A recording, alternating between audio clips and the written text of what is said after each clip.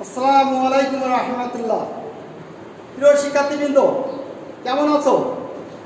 আশা করি সবাই ভালো আছো এবং সবাই সুস্থ আছো। আজ আমি তোমাদের সামনে হাজির হয়েছি অষ্টম শ্রেণীর 11তম অধ্যায় নিয়ে তোমাদের সাথে আলোচনা করব। আসো আমরা মাল্টিমিডিয়া ক্লাসে ফিরে যাই। প্রিয় শিক্ষার্থী, তোমাদের মাল্টিমিডিয়া ক্লাসে স্বাগতম।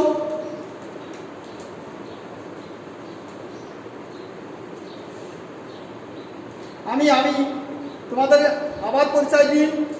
আমি মোহাম্মদ মারুফুল হক, সহকারী শিক্ষক, গণিত, বঙ্গবাসী মাধ্যমিক বিদ্যালয়। প্রিয় শিক্ষার্থী, দেখো এখানে একটা চিত্র আছে। এই চিত্র দেখে তোমরা অবশ্যই কিছু ধারণা করতে পারছো। এই ছবি দেখে বলো তো কি চিন্তা করতে পারি, কি শেখাতে যাচ্ছে আজকে? উপরের চিত্র দেখো, আমরা কিসের চিত্র ছবি দেখতে পাই? অবশ্যই তোমরা ধরে নিচ্ছ এটা একটা পরিসংখ্যানের চিত্র। তাহলে আজ আসো আমরা পরিসংখ্যান নিয়ে আলোচনা করি। তাহলে আজ পাঠের বিষয় পরিসংখ্যান। তাহলে আমরা আজ কি শিখবো? দেখো, প্রচুর নির্ণয়ের মধ্যক নির্ণয় করতে পারবো, প্রচুর শ্রেণীর মধ্যক নির্ণয় করতে পারবো, সারণী তৈরি করে গড় নির্ণয় করতে পারবো, আর সারণী হতে আয়তলেখ অঙ্কন করতে পারবো। প্রিয় শিক্ষার্থী, তোমরা এই আয়তলিক বিষয়ে অনেক মজা করে তোমরা দেখতে পাবে এবং তোমরা যারা আসো খাতা কলম, গ্রাফ, পেন্সিল, রাবার এইগুলো নিয়ে তোমরা আমার ক্লাস উপভোগ করো। প্রিয় শিক্ষার্থী, দেখো এখানে একটা বিষয়, আমি তোমাদের একটা প্রশ্ন লিখছি। এখানে সারণী তৈরি করে দিলাম। এই সারণীর থেকে আমরা সৃজনশীল আকারে কিভাবে প্রশ্নের আনসার করতে হয় আমরা আজ শিখব। দেখো এখানে উপরে যে একটা উদ্দীপক আছে, এই উদ্দীপকে আমাদের ক নাম্বার প্রশ্ন যে প্রচুর শ্রেণীর উল্লেখপূর্বক মধ্যক নির্ণয় করতে হবে। প্রচুর শ্রেণী কিভাবে আমাদের মধ্যক নির্ণয় করতে হয়? দেখো এখানে একটা যে উপরে যে সারণী দেওয়া আছে, এই সারণীর ভিতরে গণসংখ্যার ভিতরে সবচেয়ে বেশি যে সংখ্যাটা সেটা হচ্ছে আমাদের প্রচুর। এখানে সবচেয়ে বেশি সংখ্যা কোনটা? এখানে দেখো সবচেয়ে বেশি সংখ্যা হচ্ছে 24। এই 24 হচ্ছে সবচেয়ে বড় সংখ্যা। তাহলে এখানে আছে, এটা হচ্ছে আমাদের প্রচুর। এই প্রচুর শ্রেণী কত? 46 থেকে 50। তাহলে প্রচুর শ্রেণী কত? 46 থেকে 50। তাহলে আমরা এর মধ্যক নির্ণয় করব। দেখো আমাদের, তাহলে আমাদের এখানে আমরা সমাধানে আসি। ক নাম্বারের যে সমাধান হচ্ছে, দেখো প্রদত্ত সারণীতে গণসংখ্যা সবচেয়ে বেশি 24, যা 46 থেকে 50 এই শ্রেণীতে বিদ্যমান। এই কথাটা সুন্দর করে আগে তুমি লিখে নিলাম। তারপরে দেখো, সুতরাং প্রচুর শ্রেণী কত? 46 থেকে 50। আমরা কিন্তু ওই উদ্দীপকের থেকে এখান থেকে বের করে নিচ্ছি। তাহলে প্রচুর শ্রেণীর মধ্যবিন্দু কিভাবে নির্ণয় করব? প্রচুর শ্রেণীর নিম্ন সীমা আর ঊর্ধ্ব সীমা যোগ করে 2 দিয়ে ভাগ দিতে। তাহলে প্রথম যেটা ছোট থাকে তাকে বলা হবে প্রচুর শ্রেণী নিম্ন সীমা, আর সবচেয়ে বেশি যেটা থাকে সেটাকে বলা হয় উচ্চ সীমা। তাহলে এই নিম্ন সীমা আর উচ্চ সীমা যোগ করে 2 দিয়ে ভাগ করলে আমাদের প্রচুর শ্রেণীর মধ্যবিন্দু নির্ণয় করা হয়। তাহলে প্রচুর শ্রেণীর মধ্যমান আর মধ্যবিন্দু কিন্তু ওই একই কথা। সেক্ষেত্রে প্রচুর শ্রেণী আমাদের মধ্যমানটা কত বের করছি? 48। তাহলে ক নাম্বার যে প্রশ্নের আমরা এখানে আনসার পেয়ে গেলাম। তাহলে তোমাদের কথা, ক নাম্বার প্রশ্ন কি ছিল? প্রচুর শ্রেণীর মধ্যবিন্দু বা প্রচুর শ্রেণীর মধ্যমান কীভাবে বের করতে হয়। তাহলে তোমরা এটা মনে রাখবে যে প্রচুর শ্রেণীর মধ্যবিন্দু নির্ণয় করার নিয়ম ঊর্ধ্বসীমা আর নিম্নসীমা, প্রচুর শ্রেণী যেটা থাকবে তার নিম্নসীমা আর ঊর্ধ্বসীমা যোগ করে দিয়ে দুইটা ভাগ দিলে আমাদের মধ্যবিন্দু বের হয়ে যাবে। তাহলে প্রচুর শ্রেণীর মধ্যবিন্দু আমরা ক নাম্বার আনসার পেয়ে গেলাম। প্রিয় শিক্ষার্থী দেখে নিচ্ছ তো ভালো করে। এরপরে স্টেপে আমরা যাই। দেখো এখানে একটা বিষয়, আমরা খ নাম্বার প্রশ্ন যা ছিল গড় নির্ণয়, সারণী হতে গড় নির্ণয় কিভাবে বের করব। আমাদের প্রথমে উপরে লিখে দেবা যে গড় নির্ণয়ের সারণী, তারপরে এরকমভাবে আমরা 1 2 3 4 চারটে কলম তৈরি করব। এইকে বলা হয় এই বরাবরকে বলা হয় কলাম, আর এই বরাবরকে বলা হবে সারি। তাহলে প্রিয় শিক্ষার্থী আমরা উপরে যে এখানে প্রথমে ঘরে আমরা লিখব প্রাপ্ত নম্বর বা শ্রেণী ব্যাপ্তি, তারপরে শ্রেণী মধ্যমান, গণসংখ্যা, আর এই গণসংখ্যা আর শ্রেণী মধ্যমান গুণ করতে হবে। তাহলে শ্রেণী মধ্যমান গুণ গণসংখ্যা এটা এখানে দেব। দেখার পরে দেখো শ্রেণী ব্যাপ্তি, এই যে শ্রেণী ব্যাপ্তিগুলো আছে এই দেখো 31 থেকে 35, তারপরে 36 থেকে 40, এই সংখ্যাগুলো আমরা সারণী হতে তোমাদের প্রশ্নে দেওয়া থাকবে সেইগুলো এই বরাবর সবগুলো লিখে দেব। ঠিক আছে প্রিয় শিক্ষার্থী। আর এই মধ্যমান কিভাবে বের করতে হবে, শ্রেণীর মধ্যমান উচ্চ সীমা আর নিম্ন সীমা এই দুটো যোগ করে দুইয়ে ভাগ করলে আমাদের 33 বের হবে। দেখো এখানে 35 যোগ 31 যোগ করে যদি দুইতে ভাগ করো তাহলে 33 পেয়ে যাবে। ততভাবে 40 আর 36 যোগ করে দুইতে ভাগ করলে 38 পাবো। এক অনুরূপে 45 41 যোগ করে দুইতে ভাগ করলে আমরা 43 পাবো। 50 যোগ 46 যোগ করে দুইতে ভাগ করলে আমরা 48 পাবো। প্রত্যেকটা একইভাবে আমরা এই মধ্যমান এই শ্রেণী ব্যাপ্তি থেকে বা প্রাপ্ত নম্বর থেকে আমাদের এই শ্রেণীর মধ্যমানটা বের করে নেব। তারপরে এখানে কি আছে গণসংখ্যা, এই গণসংখ্যা তোমাদের প্রশ্নে উদ্দীপকে এটা দেওয়া থাকে, এটা আমরা দেখে দেখে লিখে নেব। লেখার পরে দেখো আমাদের শ্রেণী মধ্যমান ও গণসংখ্যা এই দুটো গুণ করে আমরা এখানে এই সংখ্যাটা বের করব। কি দেখো এখানে 33 গুণ 10 কত হয় 333, 330, 33 গুণ 10 330, 38 গুণ 14 কত হবে 532। প্রত্যেকটা একইভাবে আমরা 43 গুণ 19 817, 48 গুণ 24 1152, 53 গুণ 16 848। অনুরূপে প্রত্যেকটা এই পদগুলো গুণ করে পরবর্তী ঘরে আমরা এখানে বসাবো। বসায় এই যতগুলো সংখ্যা আছে এই সংখ্যাগুলো যোগ করলে সমষ্টি, এই সমষ্টি সমান কত হবে 4610। এই 4610 আর এই গণসংখ্যা যোগ করে কত হবে 100। এই গণসংখ্যা যোগ করলে তাকে n দ্বারা প্রকাশ করা হয়, n এর মান।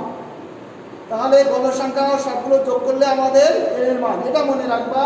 আর এই টোটাল মিলে এই ঘরে যেগুলো আছে এগুলো যোগ করে আমরা এই মানগুলো বের করব। বের করার পরে আমাদের গড় নির্ণয়ের একটা সূত্র আছে। দেখো এখানে সমষ্টি কত পাইছিলাম 4690, সরি এখানে 4690 হবে। আর মোট গণসংখ্যা কত পাইছিলাম 100। তাহলে গড় নির্ণয়ের সূত্রটা কি দেখো সামেশন fi xi বাই আছে n। এই সূত্রটা এই গড় নির্ণয়ের সূত্রটা তোমাদের মুখস্থ রাখতে হবে। তাহলে এখানে প্রিয় শিক্ষার্থী সামেশন fi xi এটা এই চিহ্নটা বুঝতে হচ্ছে যোগফলকে বুঝাচ্ছে fi মানে গণসংখ্যা আর মধ্যমান যে দুটো ছিল ওই দুটো যোগ করে গুণ করে তারপরে টোটাল যোগ করলে আমাদের সেটা আছে fi xi এই সামেশন fi xi সমান সমান কত ছিল 4690। আর n এর মান কত ছিল 100। তাহলে 100 দিয়ে ভাগ করলে তোমার এখানে 46.9 হচ্ছে। এটা হচ্ছে আমাদের গড় নির্ণয়।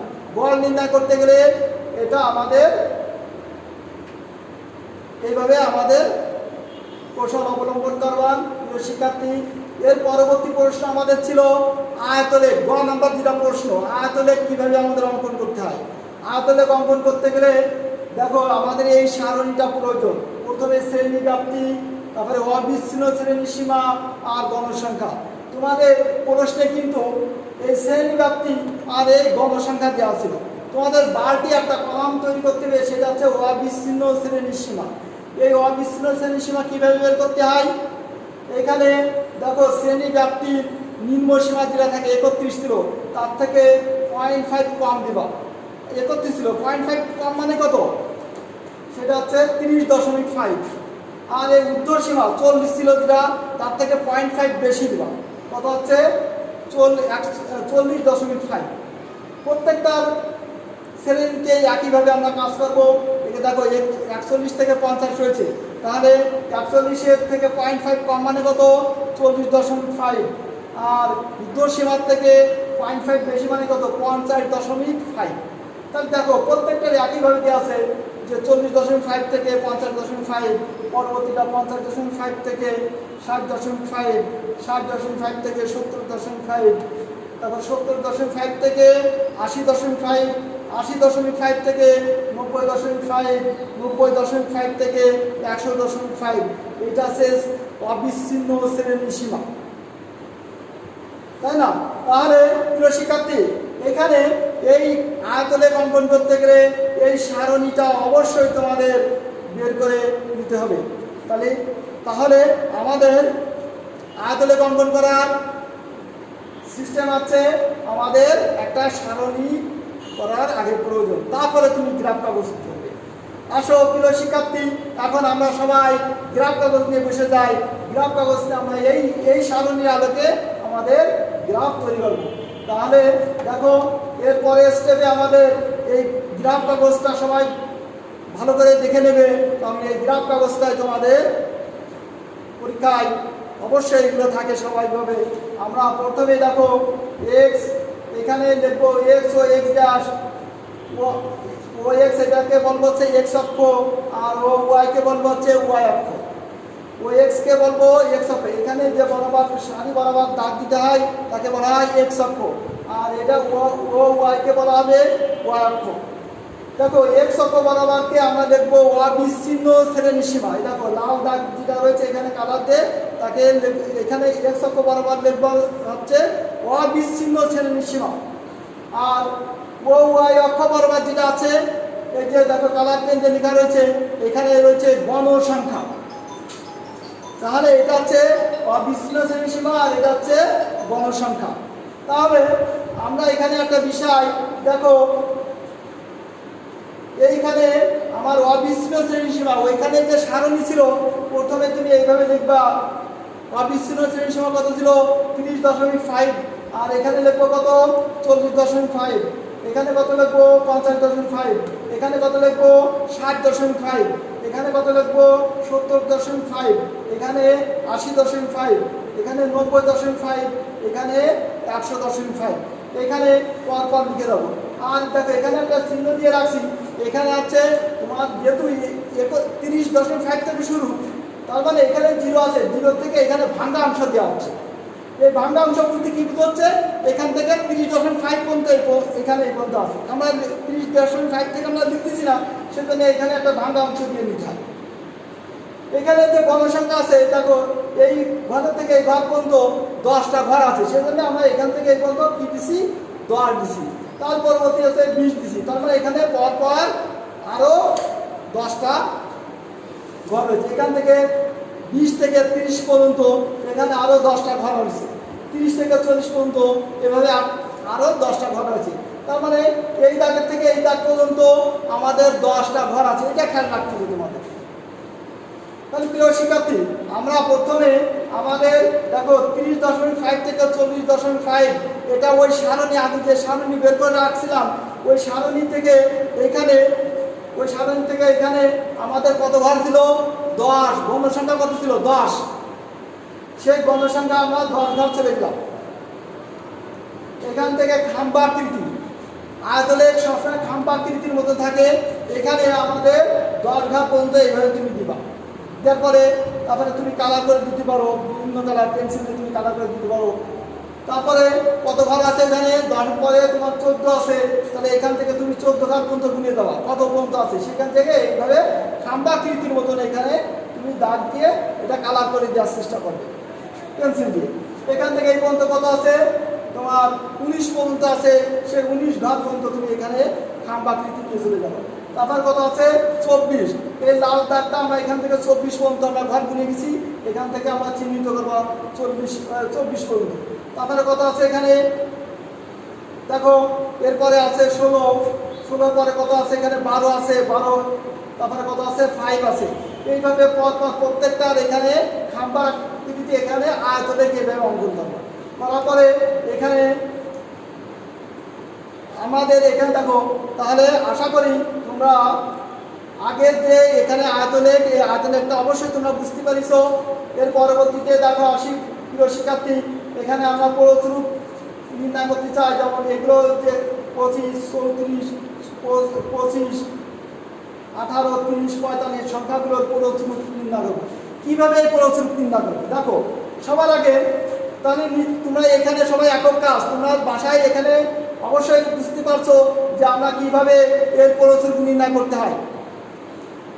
তাহলে সবার আগে কী করতে হয়? দেখো আমরা এখানে সমাধান আসি, তাহলে নিশ্চয় তোমরা মিলাই নাও কিভাবে আমাদের একক কাজের সমাধানটা তোমরা মিলাই নাও। দেখো উপাত্তগুলো ক্রম অনুসার সাজাবো। এখানে সবার আগে আমরা ক্রম অনুসার সাজাবো। ক্রম অনুসার দেখো 18, 25, 25, তারপরে 30, 34, 45 এই সংখ্যাগুলো আমরাও ক্রম অনুসারে সাজালাম। সবচেয়ে বেশি কি আছে? সবচেয়ে বেশি দেখো 25 সংখ্যাটি সবচেয়ে বেশি আছে, তাহলে তাই আছে 25 সংখ্যাটি হচ্ছে প্রচুর। তাহলে আমাদের এখানে প্রচুর কি? 25টা আমাদের। দেখো তাহলে আমাদের একক কাজ, তোমরা যে একক কাজটা তোমরা কিন্তু এখানে মিলে নিতে পারো যে আমাদের প্রচুর কীভাবে নির্ণয় করতে হয়। তাহলে প্রচুর সবচেয়ে বেশি যেটা থাকে সেটা হচ্ছে প্রচুর। প্রিয় শিক্ষার্থী, এর পরবর্তীতে দেখো এই যে যতগুলো আমরা ক্লাস যত সময় ক্লাস নিলাম, এই ক্লাসে আলোকে আমি তোমাদেরকে কিছু প্রশ্ন ধরতে চাই। দেখো তোমাদের এর সাথে মিলে নেবে যে তোমরা খাতা কলম নিয়ে তো অবশ্যই বসে আছো। দেখো এখানে দ্বিতীয় শ্রেণীর মধ্যমান কীভাবে বের করতে হয় তোমরা নিয়ে নাও। দেখো দ্বিতীয় শ্রেণীর মধ্যমান এখানে যে 4টা, এখানে আমরা বহু নির্বাচনের আকারে আমি তোমাদেরকে দেখা দিচ্ছি। দেখো দ্বিতীয় শ্রেণীর মধ্যমান, দ্বিতীয় শ্রেণী কি আছে এখানে? 50 থেকে 60 পর্যন্ত। তাহলে এর মধ্যমান কীভাবে বের করবো? উচ্চ সীমা নিম্ন সীমা যোগ করে দিয়ে 2 ভাগ। নিশ্চয় তোমরা দেখো মিলে নিতে পারছো। দেখো কত হয়েছে? নিশ্চয়ই 55। তোমরা অবশ্যই অ্যান্সারটা পেয়ে অনেক খুশি হয়েছো যে তোমরা নিজেরাই অ্যান্সার বের করতে পারছো। এখন তোমরা যখন মিলে নিচ্ছ তখন তোমরা আসলে আনন্দ বোধ করাটা স্বাভাবিক। দ্বিতীয় প্রশ্ন, উপাত্তটির গড় নির্ণয় করো। ক নাম্বার, খ নাম্বার, গ নাম্বার, ঘ নাম্বার।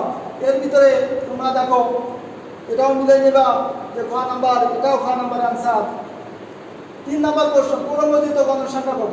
ক্রমজিত গণসংখ্যা 5।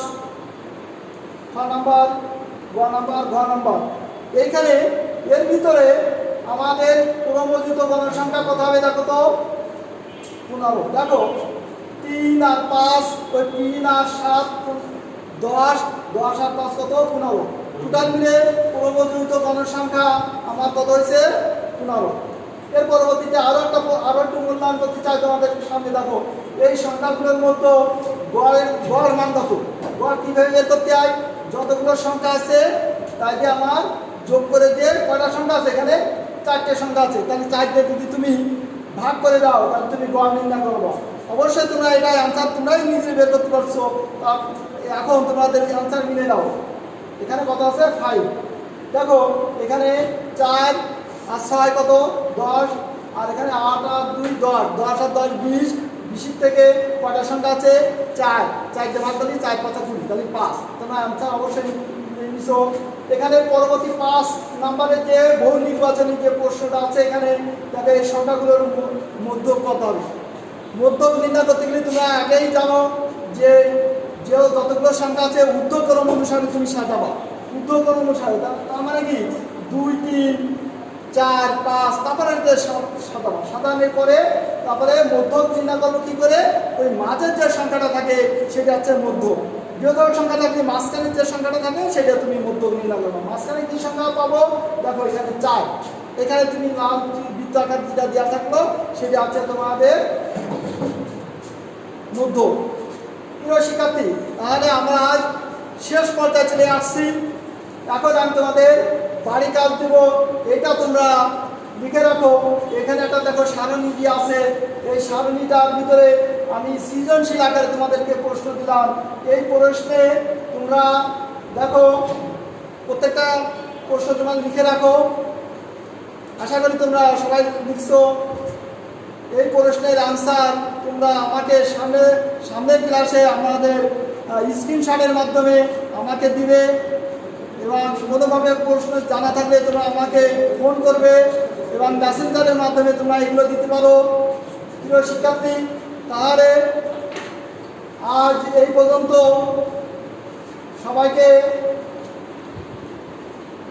সকলকে ধন্যবাদ জানিয়ে আমার আজ ক্লাস শেষ করছি। সবাই ভালো থাকো, সুস্থ থাকো। আসসালামু আলাইকুম রহমতুল্লাহ।